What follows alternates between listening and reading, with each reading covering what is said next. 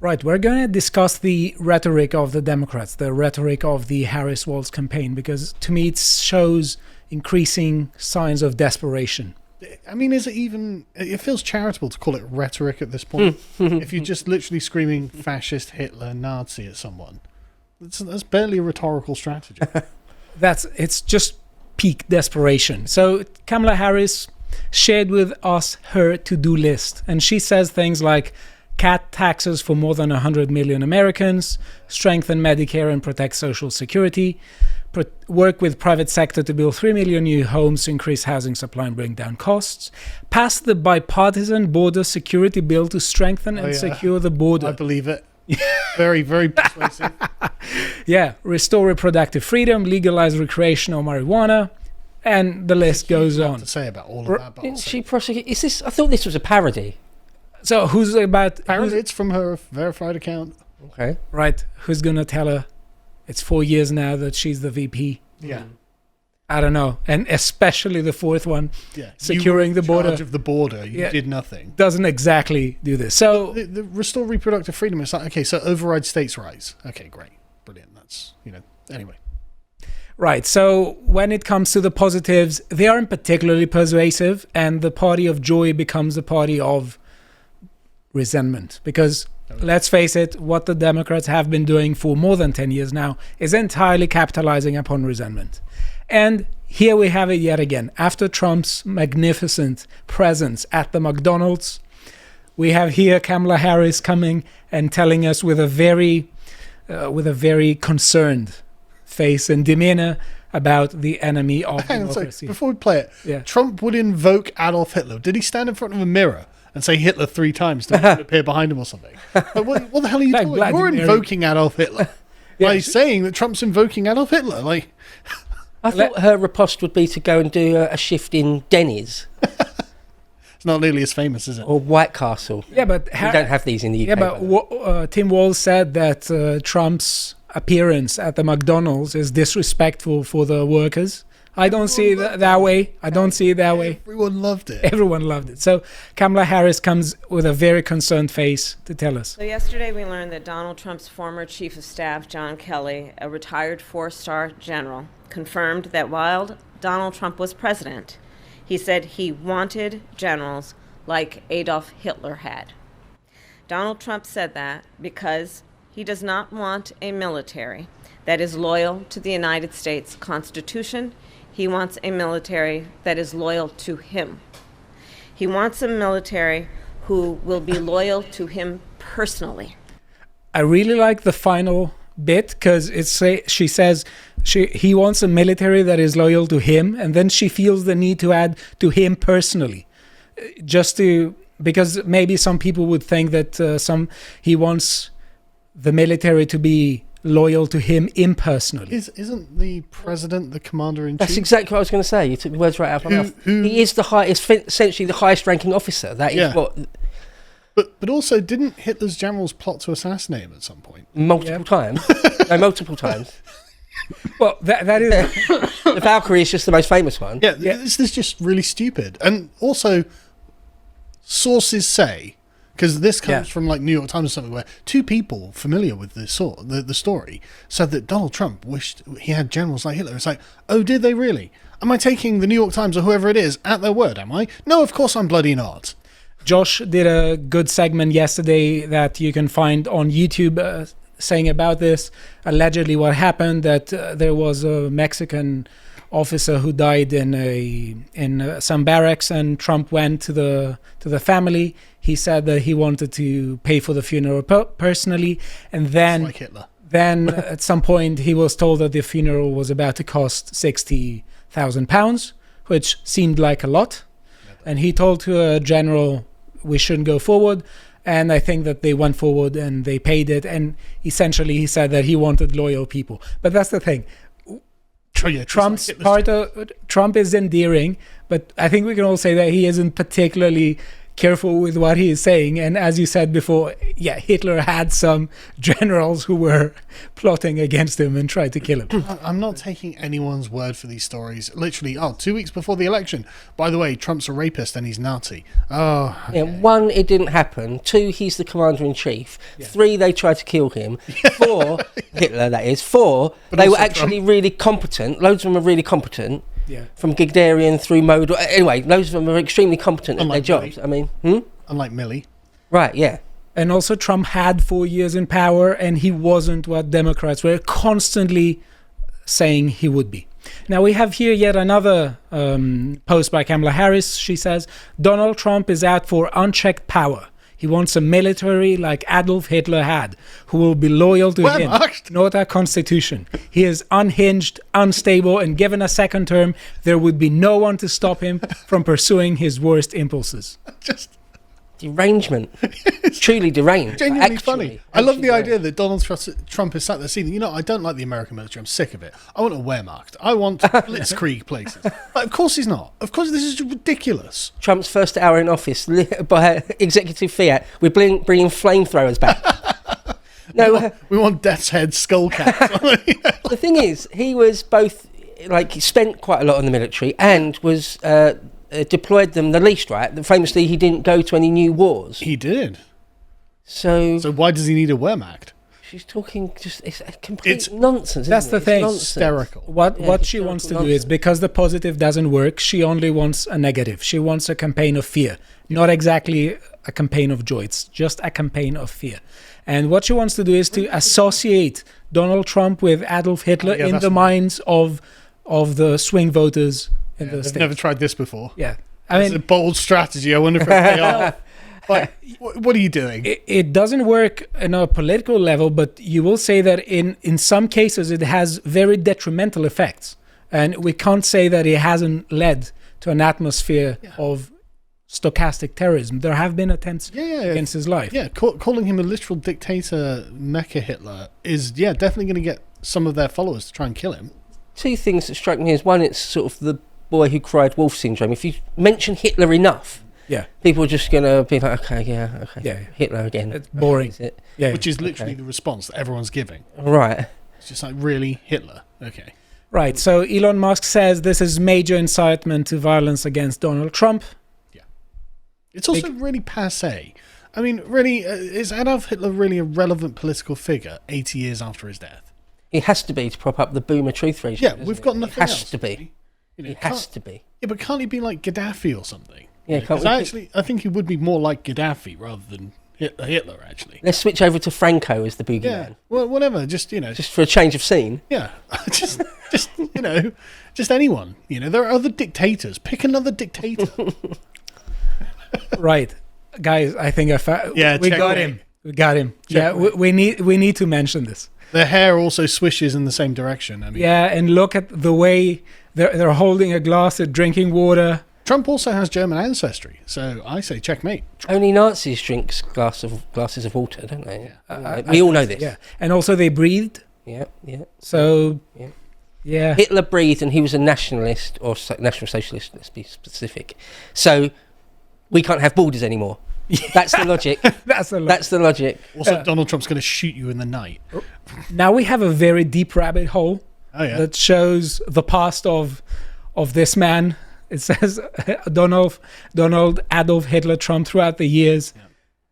He is menacingly Will Smith. I believe that is in the Fresh is? Prince of Bel-Air. Yeah, it would be Fresh Prince. Yeah, Yeah, I never saw that The episode. latest season. No, I didn't. Yeah, I saw loads of Fresh Prince, but I don't remember that one. yeah. We have Hitler makes a phone call to deport a woman for her foreign accent. Hitler invades the Emmy Awards disguised as a farmer. Have here Hitler narrowly avoids being eaten by by famous anti-fascist Michael Moore. Hitler tries to convince George. What happened? There we go. Yeah, George Bush to invade Poland, Ohio.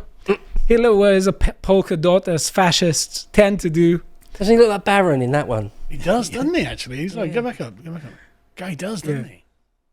Sorry, go on, carry on. 1989, because maybe that's after Argentina or something. Hitler attends secret society meetings of brutal warriors. Hitler appears on Jimmy Fallon to spread fascist propaganda to the masses. Fallon was executed by pharynx. Obviously, this is Metaphorically true. Democrats. They were angry that Fallon had tousled his hair, which quote unquote humanized him. And they were annoyed. They were humanizing Trump. It's like, well, I think he might be a human. Yeah. No. We have Give him the benefit of the doubt. Yeah. At this point, we have Hitler met with, they say, A notorious assassin with ties to Russia. That's good. That's very good. Yeah, and here we have infamously fascist state media. SNL provided Hitler a platform to spread his hate. We have. I'm sure this could go on for ages. Yeah. Because what this is just doing is highlighting how much of a pop cultural fixture Trump was before he became a political figure. Yeah. Like he was very, very famous. He was all over American media. Because why wouldn't you be? Why wouldn't you want? We also have Hitler here meeting with a black Nazi. Yeah, that's true. Yeah. Yeah, he attempts to kidnap Oprah. Where was Hitler's cameo in Home Alone 2? Yeah. He wants to knock over the Western Wall in Jerusalem. Oh, there we go. That's from Home Alone. It's got to be in there, right? Yeah. He recruits young boy for his youth program.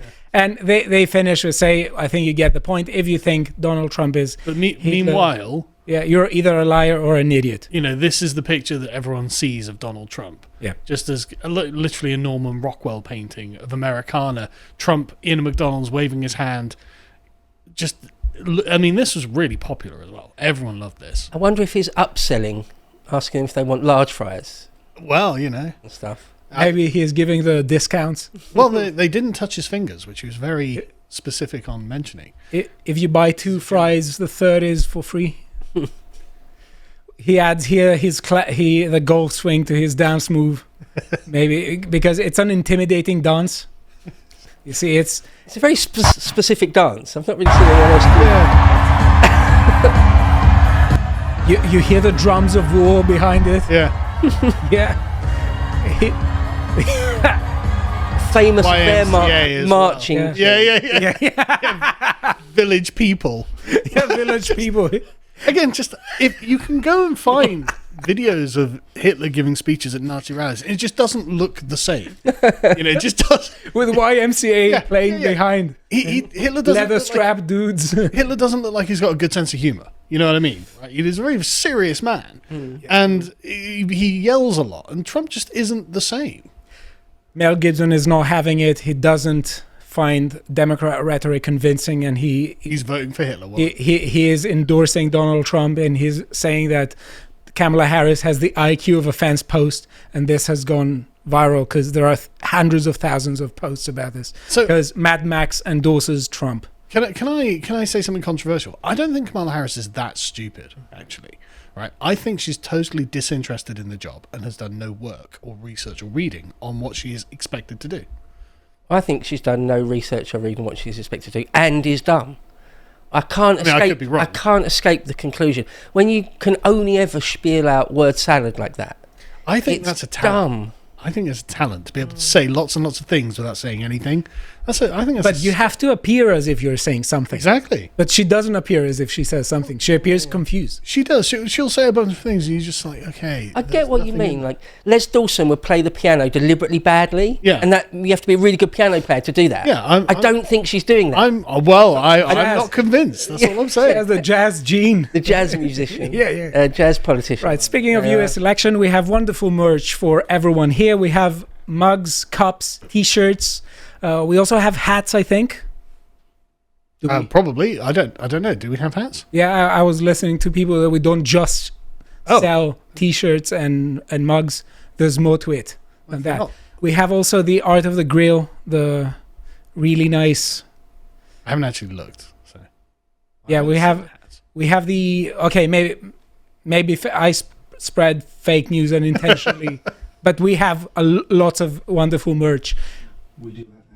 We do have hats, so it wasn't fake news. Being reliably informed by the voice of God, that we do have hats. The voice of God, yeah.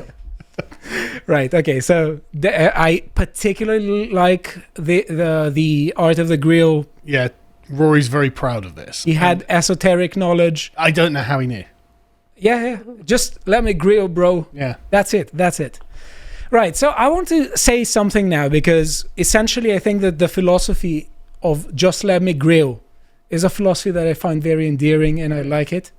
And I want to hold the Democrat rhetoric against its own standards, and also against standards of my own, because I think they don't have standards. So I think it's... But so the way it seems to me, what they're doing is fundamentally un-American, because the very idea of American politics is that power flows from we the people. That's what they're saying. So that means that the population isn't just an aggregate of distinct special interest groups, but it is a population with a kind of identity. They think of themselves as American, and this identity is supposed to be very important in decision making. And here, Tim Walz seems to me to be doing the exact opposite. He just presents the election as a matter of voting for special interest groups. He says, I want to talk to all the guys for a second. Think about all the women in your life that you love. Daughters, wives, moms, cousins, neighbors. This election is about their lives and protecting their freedoms. Okay. Yeah, so, I mean, this is wrong on so many levels. Yep. Because, first of all, it isn't just about women. It's about men and women and also the people, which is something that the Democrats forget. But also, what is fun here is that, especially people in Europe, one of the things that annoys me particularly about mass migration is precisely that it is harming public security, and a lot of women are the victims of it. Yeah. I mean, I would say that if that's the case, you want someone who's going to build a giant, beautiful wall and make Mexico pay for it.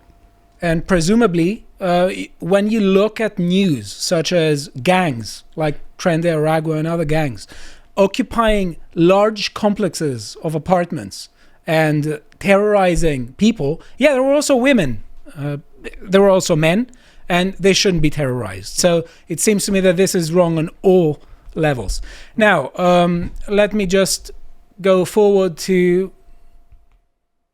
Yeah. Before we had a clip of Anne Applebaum saying, nowadays, most democracies fail not because of violence or a coup d'etat, but because a legitimate elected leader comes to power and begins to dismantle institutions. Okay, hang on, pause there. Give me an example. I can give you some inclinations that some people are using their power to actually dismantle institutions. Sure, but give me an example of a failed democracy, at least one that I would have called a democracy to begin with. Well, this is something... Venezuela? Would I have called that a democracy to begin with? At some point in like the 70s? Yeah, you could say this. Yeah, and they had the Bolivarian Revolution, though. Yeah, but that's not because Chavez dismantled a bunch of institutions. It's because he literally became a dictator. Yeah, but she probably means right-leaning people like Milei or yes, Bukele or whatever. Because it's all projection. It's all projection. Oh, I'm not agreeing with her. She's out of her mind. That's my point. It's like, yeah, what are you talking about? It's all projection, and I think what she doesn't do is that she doesn't apply this to the Democrats, because Trump is speaking like Hitler, Stalin, and Mussolini. Yeah, weird, because she's actually not a bad historian in some other things. She's written about the Soviet Union and gulags and things quite well. And her and Timothy Snyder, I think, when they're talking about history, about Eastern Europe, I just think that they have really good books. It's really sad that they're doing this right now. It's very one-sided. To say that Stalin has the kind of rhetorical power of Hitler or the theatrical power of Mussolini, absolutely not. No. Terrible speaker. No one liked to hear him speak. Yeah. So, you know, these people do not all speak the same. So you can't just be like, oh, he's speaking like all of them. Yeah, he's just bad. Got it. Okay, you don't like him. But I want to hold the Democrats accountable to my standards and pose some questions, especially when it comes to dismantling institutions. I have some questions. What about the family? How helpful are Democrat policies for the institution of the family? What about boardable? What about the institution of free speech? What about considerations about legitimacy? Because on the one, if you want to be pro-institutions, you want people to think that they are legitimate. For institutions to be legitimate and be legitimate in the minds of people, people must trust the process. So why are they not in favor of voter ID laws? Good question. So I have some links here. You know California Bill AB 957? Not off the top of my head. Right. So this is something I've done a segment about it more than a year ago. This is an amendment that was, I think, proposed by Senator Scott Wiener and then ratified by Governor Gavin Newsom, and they're making the following modification. This bill proposes changes to the Political Reform Act. Oh, this bans and they are also ID, right? Yeah, they are essentially trying to attack parental rights. Oh, right. And whenever we're talking about matters that pertain about the family and parents that are, let's say, fighting each other for custody, the parent who is affirming a child's self-conception is going to have priority. Essentially, this piece of legislation is the state telling parents that unless you conform with your child's self-conception 100%, you're a bad parent, and the parent who does do so and does play along with our ideology is going to be prioritized. Yeah. So it's Scott Wiener that came up with that one. Yeah. One of the most clearly degenerate people I've ever seen in my life. Well, he doesn't exactly seem trustworthy to me. We have yet another issue here. Washington state Democrats vote to hide transgender runaways from parents. Yep. Up until a particular point, when children were running away from their family and they went to some centers, these centers were obliged to notify the parents. Now the state comes in and it says, well, if the child says that they left because their parents weren't affirming 100% of their self-conception, the asylum center doesn't have to notify the parents. That's certainly not going to be a breeding ground for child predators. This is where can I get access to children where I don't have to tell their parents where they are? If that's not an attack on the family, I don't know what is. If that's not eroding the institution of the family, I don't know what is. And let us talk about hate speech very briefly, because we all know that Kamala Harris says that she's going to use the Department of Justice to hold social media platforms responsible for hate and misinformation. There's a problem with this. They want to appeal immune to abuse of power.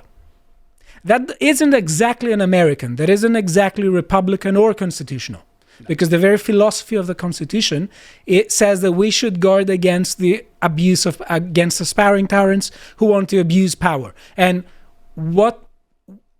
it's incredibly suspicious that some people want to say, we are the only defenders, but you're not allowed to criticize us. Because every time hate speech laws are being pushed forwards, everyone has an argument against criticizing, against the critics of a regime. That's what they're doing with those laws. I thought they had just straight up freedom of speech. They do. Oh, I'm sorry. I thought it was America. Legal. Oh, I'm sorry. Constitutionally, they do. Yeah, so who is actually eroding institutions? Yeah. When they're eroding the family, which is the basis of society, they're eroding the political system of the Constitution. Court. Yeah, exactly. With the borders. I don't think that the U.S. founding fathers had hate speech laws in the very opposite. Yeah. And we're going to end the segment with this. We have new Gallup poll finds overwhelming majority of U.S. wants new voter integrity laws. 84% want to require all voters to provide photo ID in order to vote, and 83% want to require people who are registering to vote to provide proof of citizenship. So what I love about this is great proof that the Democrats' strategy of calling everyone a racist, you're racist, you're Hitler, you're Nazi, you're Mussolini, whatever. This is just a complete backfire, right? Because the entire premise of not having voter ID was that it was racist against the black community. It's like, no. So they're not capable of getting an ID or something? Yeah, which is obviously not true, because everyone has to have a bloody ID in America because it's the land of the free. And the I hate the Papers, Please. You need an ID to buy a bottle of Coors, for God's sake. Well, I mean, yeah, but that's alcoholic, isn't it? Yeah, I'm saying that's not as important as voting, is it? Yeah, no, absolutely not. No. If you want to go in and buy a car or something, you'd have to show ID. Yeah. All sorts of things. Loads of things. But the point is, they were like, no, voter ID is racist, and now 85% of people want voter ID. It's like, okay, well, there we go. I think we should end the segment by going back to Anne Applebaum's quote, where she says, "Nowadays most democracies fail not because of violence or a coup d'etat, but because of a legitimate elected leader comes to power and begins to dismantle institutions." And I want people to ask themselves whether this is an almost perfect description of progressivists, because I think that living in failing democracies. Well, yeah, and also let's say republics, because they have their differences. Who is eroding who is dismantling institutions? Who is attacking the family? Who is attacking free speech? Who is attacking the constitution? Who is attacking the borders? Because without borders you can't have family. Who is attacking public safety?